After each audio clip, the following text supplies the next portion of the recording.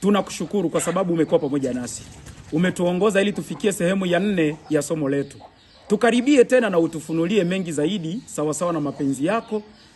Vuvia mtazamaji na univuvie mimi chombo cha udongo. Tunaomba hiyo ni kwa jina la Yesu Kristo. Amina.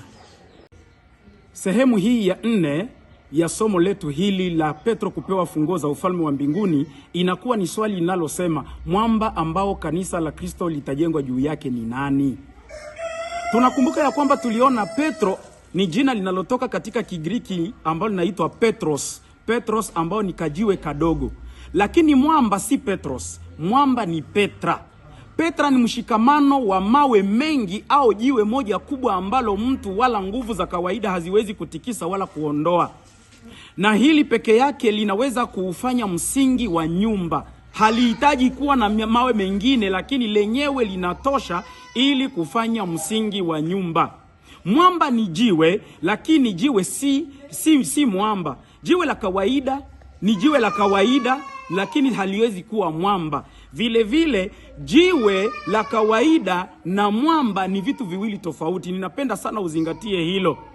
Petro hangeweza kuitwa jiwe na aitwe mwamba, lakini anayestahili kuitwa hayo majina yote mawili tunataka kumuona hapa karibuni.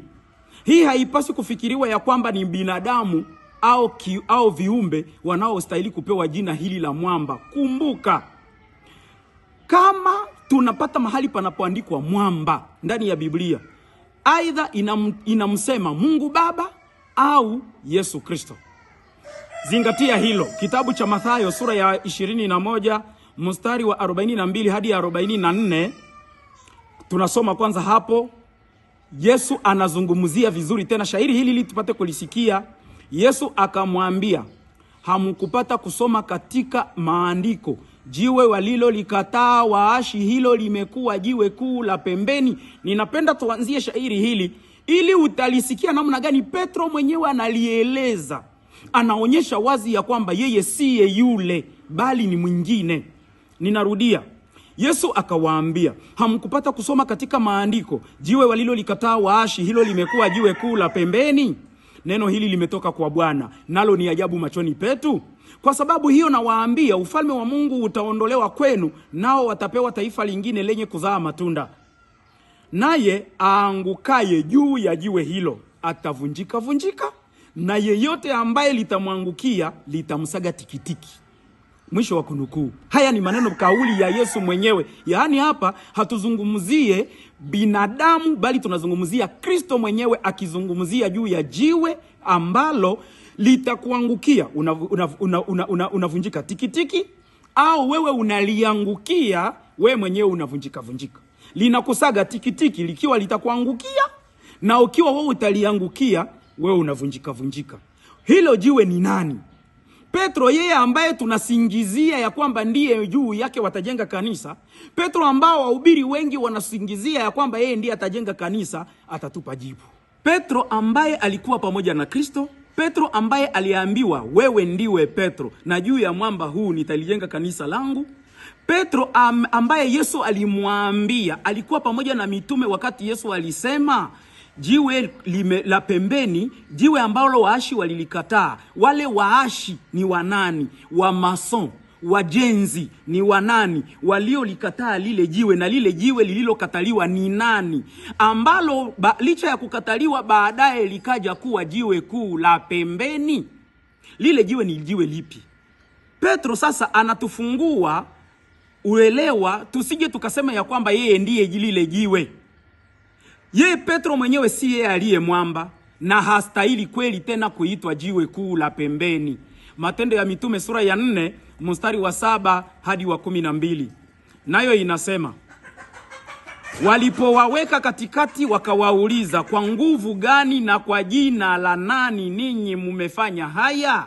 Ndipo Petro akijaa Roho Mtakatifu akawaambia, enyi wakubwa wa watu na wazee wa Israeli, kama tukiulizwa leo habari ya jambo jema aliyofanyiwa mtu dhaifu, jinsi alivyoponywa, jueni ninyi nyote na watu wote wa Israeli ya kuwa kwa jina la Yesu Kristo wa Nazareti, ambaye ninyi mlimsulubisha na Mungu akamfufua katika wafu, kwa jina hilo mtu huyu anasimama ali mzima mbele yenu.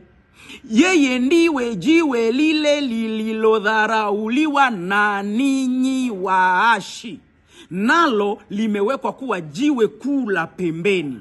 Wala hakuna wokovu katika mwingine awaye yote, kwa maana hapana jina jingine chini ya mbingu walilopewa wanadamu litupasalo sisi kuokolewa kwalo. Mwisho wa kunukuu maneno ya Petro. Petro anawaambia vizuri viongozi wa Israeli, wakuu wa makuhani, wazee wa nyumba ya Israeli, ya kwamba yule Kristo ambaye ninyi mlimsulubisha, huyu ndiye lile jiwe kuu la pembeni ambalo lilikataliwa na ninyi waashi, ninyi wa maso, ninyi wajenzi. Mlilikataa lile jiwe kuu, lile jiwe ambalo ilikuwa ni Yesu Kristo, mkalikataa, mkalisulubisha.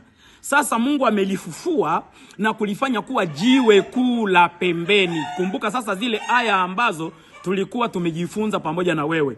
Ya kwanza ni kwamba kumbe wakati Paulo anasema mumejengwa juu ya msingi wa mitume na manabii, Yesu Kristo akiwa jiwe kuu la pembeni. Hapa tunataka kuangalia, tutajua vizuri wazi ya kwamba Petro amekana yeye si mwamba. Petro amekana yeye si lile jiwe kuu la pembeni. Petro anaonyesha wazi ya kwamba yeye ni jiwe na mimi ni jiwe na wewe ni jiwe. Sasa tumwangalie Paulo anasema nini kuhusu kauli hiyo. Paulo alihakikisha wazi ya kwamba msingi ambao mimi na wewe tunatakiwa kujenga juu yake ni ule msingi ambao manabii na mitume nao walijenga juu yake, ambao ni jiwe kuu la pembeni, yaani Kristo Yesu. Angalia Waefeso sura ya 2 mstari wa 13 hadi 20, nayo inasema, lakini sasa katika Kristo Yesu ninyi mliokuwa mbali hapo kwanza mmekuwa karibu kwa damu yake Kristo. Kwa maana yeye ndiye amani yetu, aliyetufanya sisi sote tuliokuwa wawili kuwa mmoja, akakibomoa kiambaza cha kati kilichotutenga. Naye akiisha kuondoa ule uadui kwa mwili wake, ndiyo sheria ya amri zilizo katika maagizo, ili afanye hao wawili kuwa mtu mpya mmoja ndani ya nafsi yake, akafanya amani. Akawapatanisha wote wawili na Mungu katika mwili mmoja kwa njia ya msalaba, akiisha kuufisha ule uadui kwa huo msalaba. Akaja akahubiri amani kwenu ninyi mliokuwa mbali, na amani kwao wale waliokuwa karibu. Kwa maana kwa yeye sisi sote tumepata njia ya kumkaribia Baba katika roho mmoja. Basi tangu sasa ninyi si wageni wala wapitaji, bali ninyi ni wenyeji pamoja na watakatifu, watu wa nyumbani mwake Mungu. Mumejengwa juu ya msingi, mumejengwa juu ya msingi wa mitume na manabii, naye Kristo Yesu mwenyewe ni jiwe kuu la pembeni. Ukisikia kauli ya Paulo anapokuwa akiandikia watu wa Efeso, na sisi tunafaidika kwa maandishi hayo, anaonyesha wazi ya kwamba hatujengwi juu ya misingi. Zingatia jambo hili. Kanisa la Mungu halijengwe juu ya misingi. Halijengwi juu ya misingi kana kwamba ni mingi ya mitume na manabii. Bali linajengwa juu ya msingi mmoja ambao ni Yesu Kristo. Ninarudia. Kanisa la Mungu halijengwe juu ya misingi kana kwamba ni nyingi, eti linajengwa juu ya manabii, linajengwa juu ya mitume. Hapana. Kanisa hili linajengwa juu ya msingi mmoja ambao ni Yesu Kristo. Lile linaitwa jiwe kuu la pembeni kwa kuwa ni lenyewe linaloipima nyumba, linaipatia nyumba sura au linaipatia nyumba muonekano. Hakuna mwanadamu anayestahili kubeba sifa hiyo, kwa kuwa hakuna aliye kichwa cha kanisa isipokuwa ni Yesu Kristo. Yaani anayestahili kubeba sifa hii ya kuitwa jiwe kuu la pembeni, jiwe ambalo juu yake kanisa linajengwa, si binadamu bali ni Mungu mwenyewe. Waefeso sura ya 5 mstari wa 23 inasema, kwa maana mume ni kichwa cha mkewe, kama Kristo naye ni kichwa cha kanisa, naye ni mwokozi wa mwili. Yeye Petro si mwokozi. Yeye Petro si kichwa cha kanisa. Je, unaitwa reverend pastor? Unaitwa kiongozi mkuu? Unaitwa mchungaji mkuu, unaitwa mchungaji yeyote, wewe si kichwa cha kanisa, ni kiongozi tu, si kiongozi mkuu. Watu wengi wanaposoma kwamba tumejengwa juu ya msingi wa mitume na manabii, wanafikiri kwamba tumejengwa juu ya mitume, tena tumejengwa juu ya manabii. Hapana, jambo hilo ni uongo kabisa, si kweli. Bali tumejengwa juu ya msingi ule ambao manabii na mitume walijengwa juu yake. Ndiyo maana ya shairi lenyewe. Yaani ulikuwa ndio msingi wao. Ndio maana wanasema tumejengwa juu ya msingi wa mitume na manabii. Si kwamba tumejengwa juu ya manabii na mitume. Nasi tumejengwa juu ya huo msingi na si juu ya mitume wala juu ya manabii. Paulo na Petro walikataa kuzibeba sifa zile kwa kuwa ni sifa za Kristo peke yake. Angalia, Paulo anatuanzia kwanza katika Wakorintho wa kwanza sura ya 15 mstari wa 17 hadi 20. Pia tutachukua Wakorintho wa kwanza sura ya 3 mstari wa 10 hadi 13. Warumi sura ya 15 mstari wa 17 hadi 20 inasema, basi nina sababu ya kuona fahari katika Kristo Yesu mbele za Mungu. Maana sitathubutu kutaja neno asilolitenda Kristo kwa kazi yangu, mataifa wapate kutii kwa neno au kwa tendo, kwa nguvu za ishara na ajabu, katika nguvu za Roho Mtakatifu, hata ikawa tangu Yerusalemu na kando kando yake mpaka Iliriko nimekwisha kuihubiri injili ya Kristo kwa utimilifu. Kadhalika nikijitahidi kuihubiri injili, nisihubiri hapo ambapo jina la Kristo limekwisha kutajwa, nisije nikajenga juu ya msingi wa mtu mwingine. Nisije nikajenga juu ya msingi wa mtu mwingine. Yaani kupitia shairi hili Paulo anasema ya kwamba anajitahidi kuhubiri mahali ambapo Kristo hajatajwa, kuliko kwenda kuhubiri mahali ambapo Kristo amekwisha kutajwa. Asiende shangaa anahubiri juu ya msingi wa mtu mwingine. Kwa sababu gani Paulo anazungumza maneno haya? Kwa sababu mashairi ya Paulo mengi yanasumbua watu. Hebu tuangalie anapofafanua vizuri sasa katika Wakorintho wa kwanza sura ya 3 mstari wa 10 hadi 13, nayo inasema hivi. Wakorintho wa kwanza sura ya 3 mstari wa 10 hadi 13, nayo inasema, kwa kadiri ya neema ya Mungu niliyopewa mimi kama mkuu wa wajenzi mwenye hekima, naliweka msingi. Paulo anasema vizuri, naliweka msingi. Ndio maana tunajengwa juu ya msingi wa mitume. Yaani ule msingi ambao mitume nao waliuweka ni upi, na mtu mwingine anajenga juu yake. Paulo anasema naliuweka msingi na mtu mwingine anajenga juu yake. Lakini kila mtu aangalie jinsi anavyojenga juu yake. Yaani kila mtu aangalie namna gani anavyojenga juu ya huo msingi. Maana msingi mwingine hakuna mtu awezaye kuuweka isipokuwa ni ule uliokwisha kuwekwa, yaani Yesu Kristo. Ninarudia kauli hii, ninarudia msemo huu, na wewe ukinisikiliza vizuri. Maana msingi mwingine hakuna mtu awezaye kuuweka isipokuwa ni ule uliokwisha kuwekwa, yaani Yesu Kristo. Mwisho hapo, hakuna kingine cha kuongezea. Anasema mwenyewe ya kwamba msingi mwingine hakuna mtu awezaye kuuweka isipokuwa ule uliokwisha kuwekwa, yaani Yesu Kristo. Anaendelea kusema hivi, lakini kama mtu akijenga juu ya msingi huo dhahabu au fedha au mawe ya thamani au miti au majani au manyasi, kazi ya kila mtu itakuwa dhahiri, maana siku ile itadhihirisha, kwa kuwa yafunuliwa katika moto, na ule moto wenyewe utaijaribu kazi ya kila mtu ni ya namna gani. Mwisho wa kunukuu shairi la pili la Paulo. Na hili shairi la pili la Paulo linatufunulia wazi ya kwamba msingi mwingine ambao Paulo ameuona hakuna.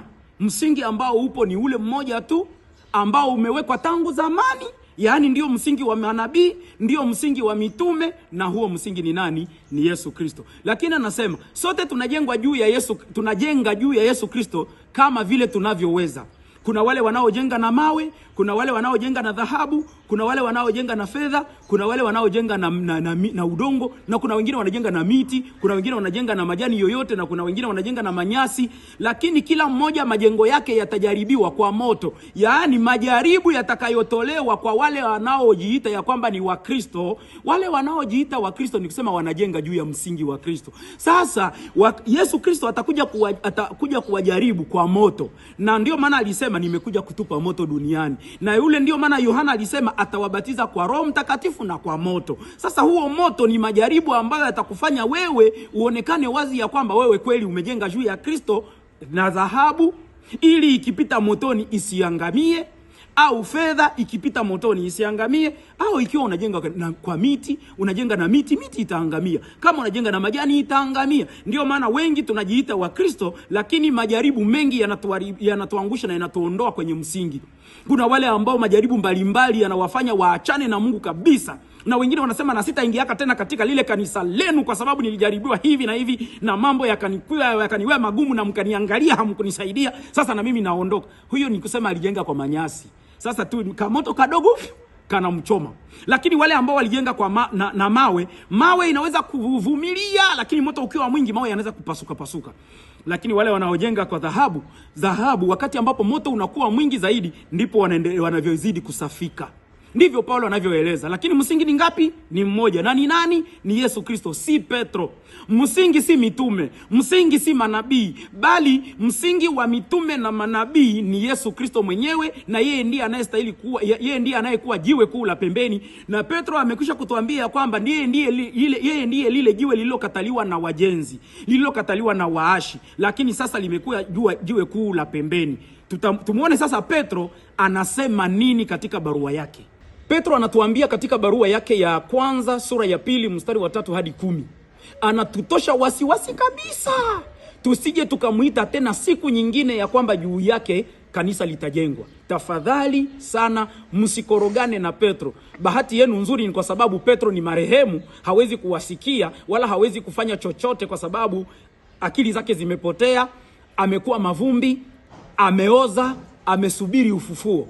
Atakapokuja Kristo atamfufua. Lakini ni cha kushangaza atakapofufuka kusikia ya kwamba watu walisema juu yake kanisa linajengwa. Yeye mwenyewe alikufa baada ya kuweza kutuambia ukweli wote. Anasema Petro wa kwanza sura ya 2 mstari wa 3 hadi 10 inasema, ikiwa mumeonja ya kwamba Bwana ni mwenye fadhili, mumwendee yeye, jiwe lililo hai. Tafadhali nirudie tena. Petro anasema ikiwa mumeonja ya kwamba Bwana ni mwenye fadhili, mumwendee yeye, jiwe lililo hai, lililokataliwa na wanadamu, bali kwa Mungu ni teule lenye heshima. Ukikumbuka yale masemi yake aliyowaambia viongozi wa dini, lile jiwe mlilolikataa ninyi waashi, ni imekuwa jiwe kuu la pembeni, na ule ndiye Yesu mliyemsulubisha. Na hapa anatuambia kama tumeonja, yaani ukiendelea kumuita yeye Petro kwamba juu yake kanisa lilijengwa, ni kusema hujaonja kama Bwana ni mwenye fadhili. Lakini Petro anasema ikiwa mmeonja kama Bwana ni mwenye fadhili, mumwendee yeye, jiwe lililo hai, lililokataliwa na wanadamu, bali kwa Mungu ni teule lenye heshima. Ninyi nanyi kama mawe yaliyo hai, mumejengwa muwe nyumba ya roho, ukuhani wa kifalme, mtoe dhabihu za roho zinazokubaliwa na Mungu kwa njia ya Yesu Kristo. Petro ni jiwe, wewe ni jiwe, na mimi ni jiwe. Sote tunapomkubali Kristo tunakuwa mawe yaliyo hai, si mawe yaliyokufa, kwa sababu uhai huo tunaupata katika Kristo, ambaye yeye ndiye jiwe lililo hai, teule lenye heshima. Na yeye anayetoa, Yesu pia anasema mtu atakayenitumikia Baba atamheshimu. Kumbe heshima ile ambayo Yesu Kristo anakuwa nayo kama jiwe lililo hai lenye heshima, atatutolea na sisi kwa heshima hiyo. Na mimi na wewe tumejengwa kama mawe yaliyo hai. Tumejengwa wapi? Juu ya misingi mingapi? Juu ya msingi mmoja. Msingi wa nani? Wa mitume na manabii. Ambaye ni nani? Ambaye ni Yesu Kristo. Na hapo sasa utakuwa umeelewa vizuri. Ndio maana nasema tumekubaliwa na Mungu kwa njia ya Yesu Kristo. Anaendelea kusema hivi: kwa kuwa imeandikwa katika maandiko, tazama naweka katika Sayuni jiwe kuu la pembeni, teule lenye heshima, na kila amwaminie hata tahayarika. Nikuulize swali, unamwamini Petro, unamwamini Yesu? Unamwamini Yesu? Ikiwa unamwamini Yesu, ndiye yule ambaye Petro anasema ninaweka, Mungu alisema ninaweka jiwe la pembeni teule katika Sayuni lenye heshima. Ninaliweka katika Sayuni, na kila atakayemwamini yule jiwe la pembeni, lile jiwe kuu hata tahayarika, yaani hatapata haya. Ninaamini hatumwamini msaada wa Merimeri, hatumwamini Petro, bali tunamwamini Yesu Kristo. Msaada wa Merimeri hawezi kuokoa, Petro hawezi kuokoa, lakini Yesu Kristo ndiye mwokozi wa pekee, na yeye ndiye anaweza kuokoa. Mimi ni jiwe na wewe ni jiwe, sikuzidi chochote. Ni chombo tu cha udongo ambacho Mungu amepitishia ndani ujumbe wake ili upate kuamini ya kwamba Petro si mwamba, na mwamba ni jiwe kuu la pembeni, na jiwe kuu la pembeni hilo lenye heshima ni Yesu Kristo, ambaye waashi walilikataa. Watu wengi leo wanamkataa Yesu Kristo, wanajibanisha kwa viongozi wa dini, wanajibanisha kwa imani zingine za mizimu, wanamwacha Kristo ambaye ndiye jiwe kuu la pembeni.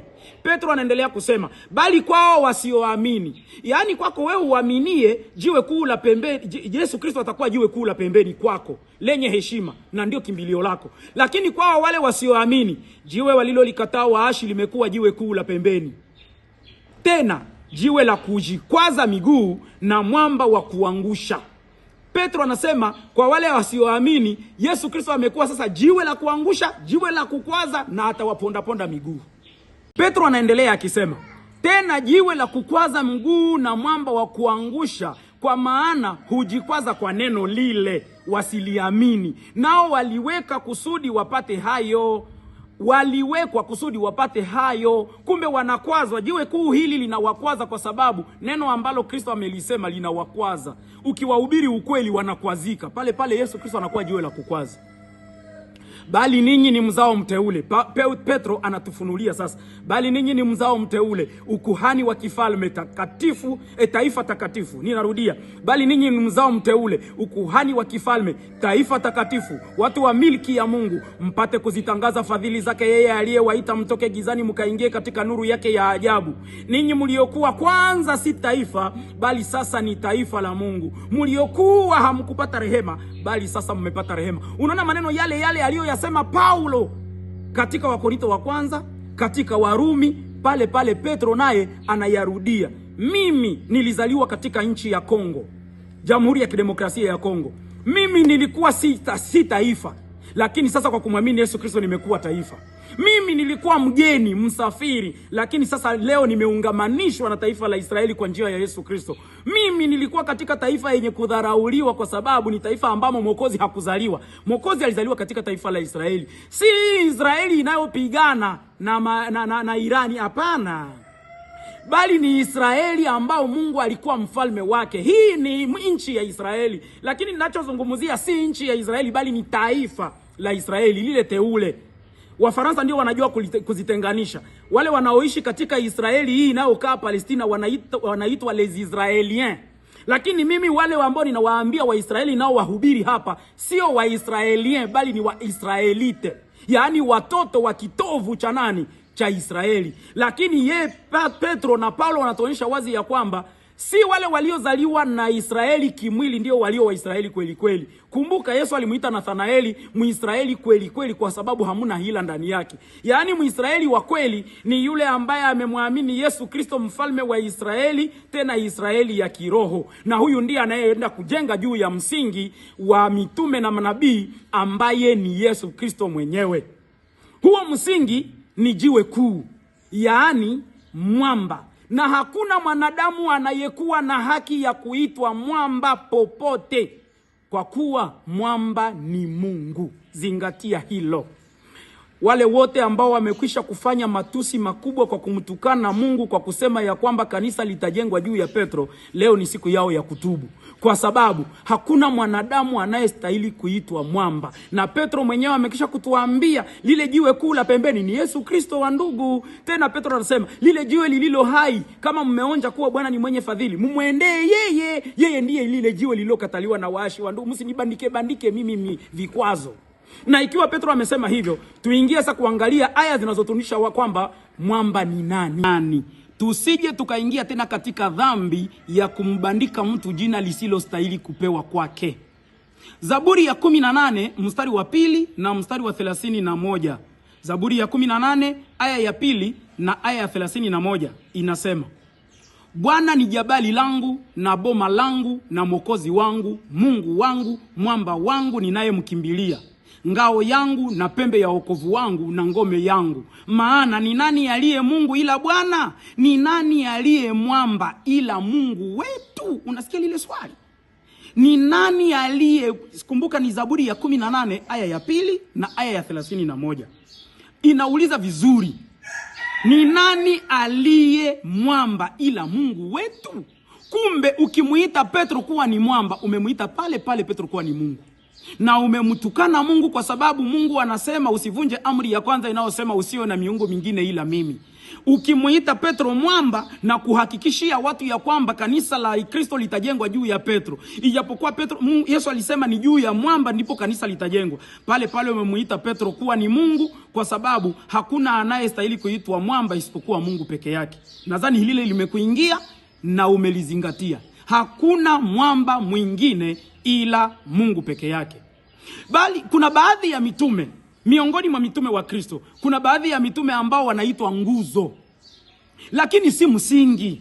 Wakiitwa nguzo, nguzo si msingi, bali nguzo zinasimama juu ya msingi. Msingi ni Yesu Kristo, lakini baadhi ya mitume kuna wale walioitwa nguzo. Na wewe unaweza kuitwa nguzo. Wafaransa wanajua vizuri. Msingi unaitwa katika Kifaransa ni fondement, lakini nguzo inaitwa pilier. Sasa pilier inasimama, fondement inakaa chini. Tuangalie mwanadamu, ukimuita ya kwamba naye anakuwa mwamba, anakuwa msingi, utakuwa umemtukana Mungu. Ndio maana mitume na manabii hawakusema ya kwamba binadamu wawategemee. Manabii walikataa wanadamu wasiwategemee, na mitume nao walikataa wanadamu wasiwategemee, kwa sababu unajua ya kwamba hata zile nguzo zinategemea msingi, na ule msingi ndio unakuwa na nguvu yote ya nyumba. Na Biblia inasema anayemtegemea mwanadamu amelaaniwa. Angalia Yeremia 17 mstari wa 5. Yeremia sura ya 17 mstari wa 5 inasema,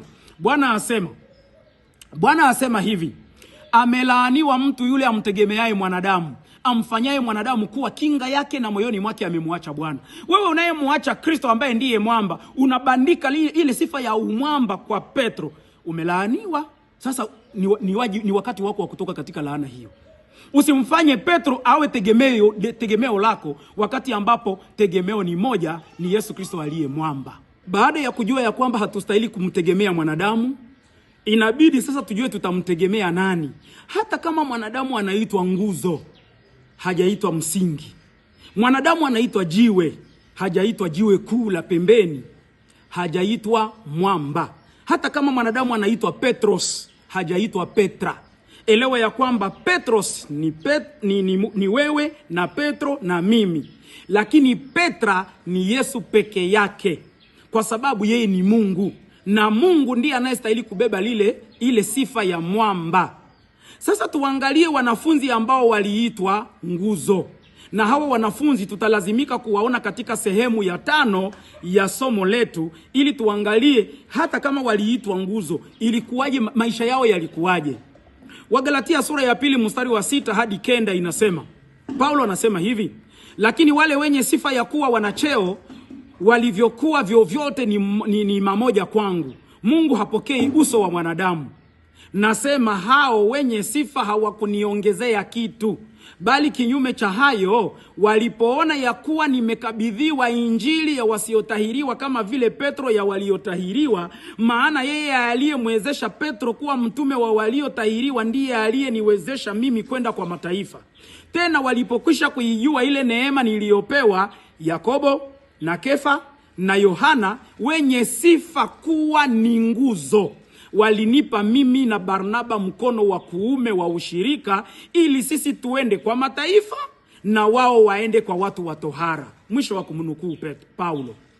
Paulo anaonyesha wazi ya kwamba Yakobo na Kefa na Yohana wanaitwa ni nguzo, hawaitwe mwamba, hawaitwe jiwe la pembeni, bali wanaitwa nguzo. Ni kwa sababu yeye Petro na Yohana na Yakobo walikuwa mwanzo, ndio kwao walikuwa wanashikilia sehemu fulani katika kanisa, sehemu fulani ambazo zilikuwa ni za uongozi katika uongozi wa kanisa, lakini si kwamba walichukua nafasi ya Kristo. Kristo yeye peke yake ndiye kichwa, cha kanisa. Hata kama wewe ni kiongozi wa kanisa, uwe kiongozi wa kanisa ulimwenguni pote, wewe si kichwa cha kanisa. Sikiliza vizuri. Hata uwe kiongozi wa kwanza juu ya viongozi wengine wote, wewe si kichwa cha kanisa. Wewe ni kiongozi tu, binadamu anayekufa kesho, lakini kichwa cha kanisa ni yeye yule tangu jana, leo na hata milele, kama Waebrania 13 mstari wa 8 inavyosema. Sasa Wakorintho wa kwanza sura ya kwanza mstari wa 12 hadi 16 inatuonyesha nini kinachofanya kwamba Petro na Yakobo waitwe nguzo. Yohana anasema Yakobo, Kefa yaani Petro na Yohana, hao wanakuwa na sifa kuwa ni nguzo. Kumbuka katika masomo ya nyuma tulijifunza ya kwamba Mungu anakupatia jina la heshima hapo anapokuchukua. Anapokuchukua anakujua, anapokuita anakuita kwa jina lako, lakini baadaye atakupa jina la sifa. Na hili jina ambalo Yakobo, Kefa na Yohana wanapewa la kuitwa nguzo ni jina la sifa. Na Paulo anasema wazi hao watatu walipewa hiyo jina. Lakini sikiliza, kwa nini wapewe hilo jina? Ni kwa sababu ya vipaji vyao. Angalia Wakorintho wa kwanza sura ya kwanza mstari wa 12 hadi wa 16. Watu sasa waliingiwa na wazimu, wakaanza kujigawanyia, mimi ni wa fulani, mimi ni wa fulani. Na hii inaleta pia tatizo katika makanisa mengi. Utakuta mchungaji fulani ndio napendaka, mchungaji fulani ndio wangu, mchungaji fulani ndiye wangu. Hapana, kama yule atahubiri mimi natoka kanisani, kama huyo atahubiri mimi leo sisinzii. Huo ni ujinga na ni upumbavu wa kiroho. Elewa ya kwamba usijitie chini ya mtego wa kuweza kusema huyu mchungaji ndiye wangu, huyu ndiye wangu. Paulo alikaripia jambo hili. Sikiliza, Wakorintho wa kwanza sura ya kwanza mstari wa 12 hadi 16 inasema, basi maana yangu ni hii ya kwamba kila mtu wa kwenu kusema mimi ni wa Paulo, na mimi ni wa Apolo, na mimi ni wa Kefa, na mimi ni wa Kristo. Je, Kristo amegawanyika? Je, Paulo alisulubiwa kwa ajili yenu? Au je, mlibatizwa kwa jina la Paulo? Nashukuru kwa sababu sikumbatiza mtu kwenu ila Krispo na Gayo, mtu asije ya kusema kwamba mlibatizwa kwa jina langu. Tena naliwabatiza watu wa nyumbani mwa Stefana, na zaidi ya hao sijui kama nalimbatiza mtu yeyote mwingine. Unaona, Paulo katika maisha yake anakumbuka ya kwamba huko Korintho alibatiza watu wawili, na kisha akabatiza watu katika nyumba ya Stefana. Kazi ya Paulo ilihusika sana na kuhubiri injili zaidi ya kupigania. Unajua kuna wachungaji ambao wanapigania kubatiza, wanapigania kubariki harusi, wanapigania kuweka mikono juu ya wachungaji wenzao au juu ya wazee wa kanisa. Lakini ukiwaambia waende kuhubiri, wanakwepa. Yaani wanasahau kama walipewa jukumu la kuhubiri, na hiyo kuwekea watu mikono, kubatiza, kubariki, kuunganisha harusi, hiyo si jukumu. Ile si jukumu, bali ni mwanya au ni fursa inayoonekana na unaifanya. Lakini kile ambacho unatakiwa kufanya na hauwezi kukiepuka, hubiri. Hata kama si wewe utakayewabatiza, wewe uhubiri tu.